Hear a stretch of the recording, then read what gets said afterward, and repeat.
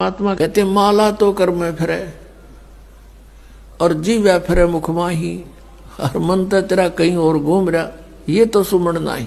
108 मंत्र आपको बताए जाते हैं, ज्यादा भी कर सकते हो कोई बात नहीं, और किसी दिन कम भी रह जाता चिंतित नहीं होना चाहिए, क्योंकि परमात्मा को पता है काल ने यू एजेंट छोड़ रखा मन कि यू भक्ति ना करने दे तुमने, लेकिन कुछ दिनों के बाद आत्मा इस पे प्रभावी ऐवी हो जाएगी और बैठ के इस तो भजन कराया करेगी। फिर श्वास का मंत्र आ जाता है, ये मन भागता है, फिर थोड़ी देर पाछे फिर चेतन हो जाए, फिर करे, तो ऐसे करता रहे, ऐसे अभ्यास बनेगा इसका, ऐसे ही चलता है। और कुछ दिनों के बाद आपको रात्रि में भी, स्वप्न में भी आपका सिमरण शुरू हो जाया करेगा, सोते सोते सोते सोते श्वास उश्वास से। और एक श्वास उश्वास की इतनी कीमत है सतनाम की, 2 अक्षर की, और तीसरे का तो कहना है कि सार नाम तो वो तो एक का जपया हुआ घना काम करते हैं। तो इतने धनी बन जाओगे आप इस भक्ति से।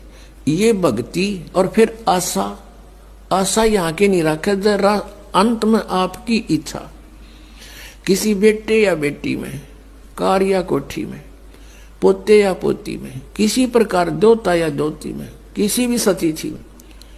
मान लीजिए आप वृद्ध होगे और उधर से आपकी बेटी विधवा होगी, तो आपके साथ काल ने यूं और एक जाल कर, बेटी वही विधवा होगी जो नाम तो दूर होगी।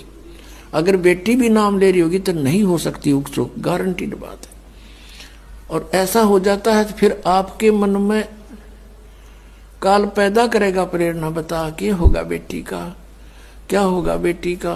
वह बेटी महात्मा रह जाएगी, फिर वहीं की पशु बनकर वहीं फिर हल खींच रहा होगा। एक किसान था, परमात्मा की आत्मा था, कहते हैं जो जन मेरी शरण है।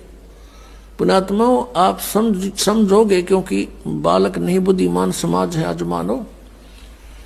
किसी का बालक बिगड़ जाए, बेटा या बेटी, उस माता पिता से पूछ कर देखो वो कितना दुखी रहता। सपने में भी उसको ये चिंता बनी रहती है कि किस प्रकार मेरा बच्चा फिर से लाइन पकड़ जाए, उसके लिए कितना दुखी होता है। और हम उस परम पिता के बच्चे, उसी के बेटा बेटी हम, और वो हमारे, हम कितने बिगड़ गए, बिगड़ के यहाँ आगे इस काल के फंस गए। अब ये हमारी रेल बना रहा है सबकी, ब्रांड मैट्रिक रखी यहाँ पर, ले लिए इंडिया हमने इसके साथ आकर के। लेकिन वो कहते हैं ना माता पिता बुरे नहीं हो सकते, बेटा बेटी वैसे 100